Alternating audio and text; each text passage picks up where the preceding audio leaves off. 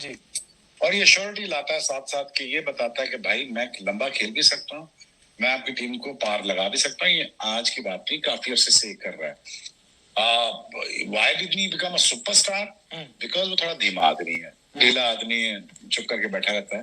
But obviously lady luck work for him यार। अभी शादी हुई है, बड़ा फोकस्ड है और लेडी लक भी आती है।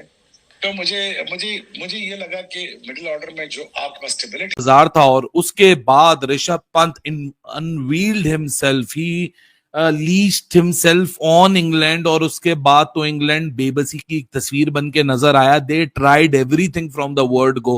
पहले बेन स्टोक्स की कैप्टनसी डिफेंसिव हुई, फिर उसके बाद उसने स्लिप हटाई, स्लिपों से एजेस निकल रहे हैं, वो कहीं और फील्डर लेकर आ रहा है तो वहां बाउंड्री मार रहा है, वहां छक्के लग रहे हैं एक तेज रन रेट के साथ। ये कल जिस तरह आखिरी सेशन में और टी सेशन, यही जो मिड सेशन था, इस सेशन के अंदर इंडिया ने 5 विकेटें जरूर ली।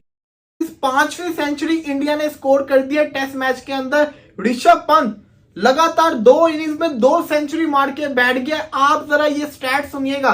ऋषभ पंत वो खिलाड़ी है जो 7 दफा 90s के अंदर आउट हुआ है। समझ रहे हैं ना मेरी बात? इसके अलावा ऋषभ पंत ने अभी तक 800 स्कोर किए हैं।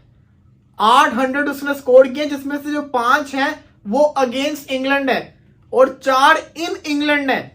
इसी के साथ साथ एक उसकी ऑस्ट्रेलिया के अंदर है। 8 में से जो 600 उसने मारे हैं वो वहां पे रन्स होते हैं। इंग्लैंड में क्या प्रॉब्लम है?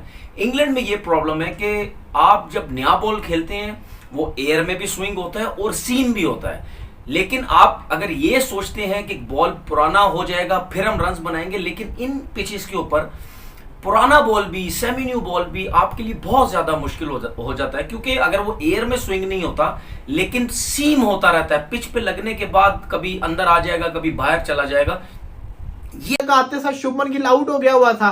इंडिया के तो 3 आउट हो गए हुए थे। उसके बाद जिस किस्म की पार्टनरशिप लगी है केएल राहुल, जो कि रोहित और कोहली की कमी नहीं महसूस होने दे रहा, वो ऐसा ओपनिंग कर रहा है कि उसने भी अपनी 4थी सेंचुरी अगेंस्ट इंग्लैंड स्कोर कर दी।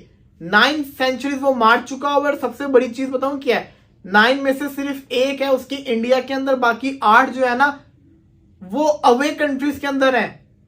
ये बड़ी मैटर करती होती है चीज कि अपने घर के अंदर नहीं दूसरों।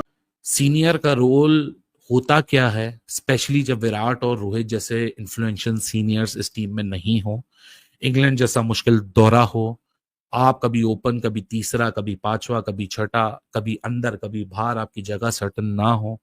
But no matter what happens, आप केएल को जहां डालना चाहें वहां डालें। ना इसका कोई टॉक्सिक फैन क्लब है, ना ये खुद टॉक्सिक है।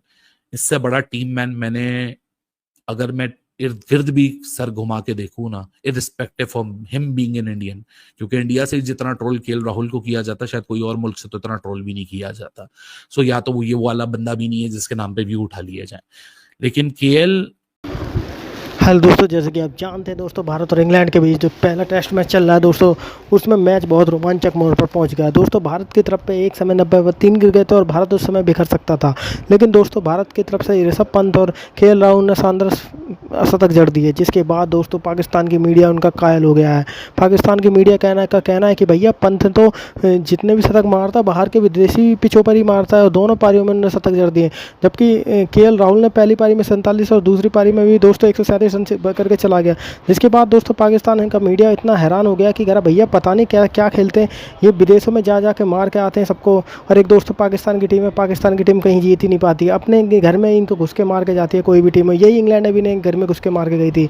लेकिन दोस्तों भारत जब भी जाता, ऑस्ट्रेलिया जाए, कहीं भी जाए, सबको ना कोई चने चमने चबा देता और ऐसी की तैसी करके रख देता सारी की सारी टीमों की। अब तो विराट भी नहीं है और रोहित भी नहीं है, तब भी हल कर रहा है। दोस्तों आगे देखते हैं पाकिस्तान मीडिया का रिएक्शन क्या रहा। स्पेशली जब एशिया की कोई एशियन टीम आती है उनको खेलना बहुत मुश्किल होता है। लेकिन एशियन टीमों के अलावा भी जो बाहर से टीम आती है, क्योंकि अगर हम मुआवजा करें ऑस्ट्रेलिया की पिचेस को देखें या न्यूजीलैंड की पिचेस को देखें, वहां पे नया बॉल स्विंग होता है एयर में स्विंग होता है।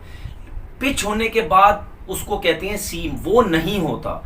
नया बॉल डिस्टर्ब करता है न्यूजीलैंड और ऑस्ट्रेलिया के अंदर। जब बॉल पुराना हो जाता है फिर उसके बाद जो बैट्समैन है वो रन्स बनाना शुरू करते हैं और वहां पे रन्स होते हैं। इंग्लैंड में क्या प्रॉब्लम है? इंग्लैंड में ये प्रॉब्लम है कि आप जब नया बॉल खेलते हैं वो एयर में भी स्विंग होता है और सीम भी होता है।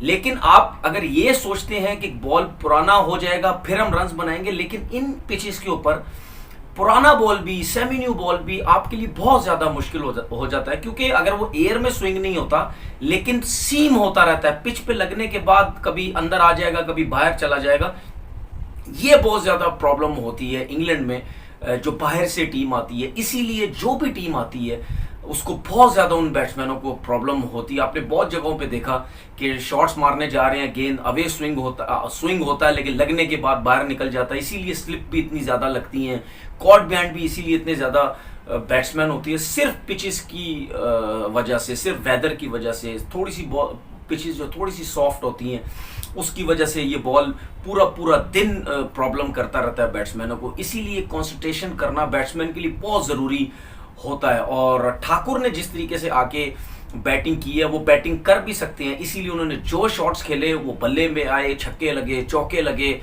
और अगर वो भी is a kind of an individual जिसकी रिस्पेक्ट दिल से करना बनती है, चाहे वो रन्स बनाए या ना बनाए, क्योंकि उस बंदे का जो प्रोसेस है वो इतना नेक्स्ट लेवल है that it puts him rightly at the top.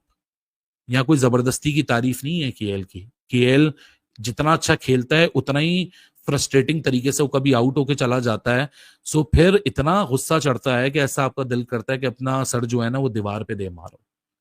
But KL is a kind of an individual who just always keep on impressing everyone कि नहीं यार, मैं जिस भी सर्कमस्टांसेस में खिला दो मैं वहां डिलीवर करूंगा, और वो भी डंके की चोट पे, that too on a merit, किसी की जात पे एहसान करके नहीं कि कोई इसकी तारीफ करके इस पे एहसान करे।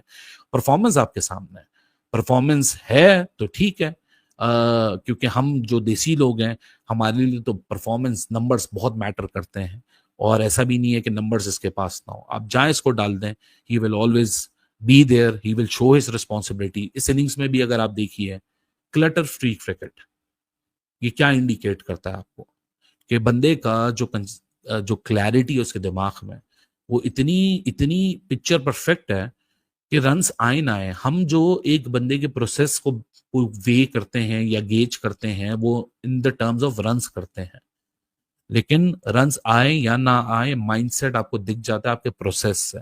जिस तरह वो केएल जो आज बॉले छोड़ रहा था अर्ली ऑन पहले सेशन के अंदर, लोग क्या ये समझते हैं कि वो डर के छोड़ रहा था?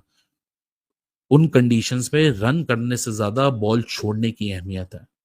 जिस तरह शुरू में पिच ने ऊपर और नीचे चलना शुरू किया है, शुभमन गिल एक आउट ना होने वाली बॉल पे अपनी गलती करके आउट हो गया, ऋषभ पंत आते ही मिस हिट कर रहा है, एक क्योटिक सा माहौल बना हुआ है, उस पूरे क्योटिक माहौल में अपने आप को कंपोज रखना, these are the perfect indicators to tell you how focused he is, and this has been the biggest positive for team India.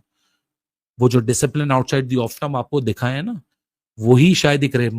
दोस्तों जैसे कि आपने देखा वीडियो में रिएक्शन पाकिस्तान की मीडिया का, भैया ये तो शुभमन गिल 5 शतक लग चुके हैं भाई, उसके बारे में चर्चा कर रहे हैं कि भाई एक मैच में 5 शतक लगा दिए हैं। इसके साथ ही इन्होंने ये भी कहा है कि भाई ये विकेट जो है अभी इतना स्कोर जो 350 के पार जो करीब जा चुका है, ये बहुत बड़ा स्कोर है और इसी इंग्लैंड के नाके चने चब्बा देगा। दोस्तों बिल्कुल चब्बा सकता है क्योंकि इससे ये पिच अब ख़राब होती जा रही है। और दोस्तों बुमराह एक खतरनाक बॉलर है जो कि ध्वस्त कर सकता है इंग्लैंड की पूरी पारी को। तो दोस्तों अगर आपको ये वीडियो अच्छा लगा तो वीडियो को लाइक जरूर करें, चैनल को सब्सक्राइब करना बिल्कुल ना भूलें।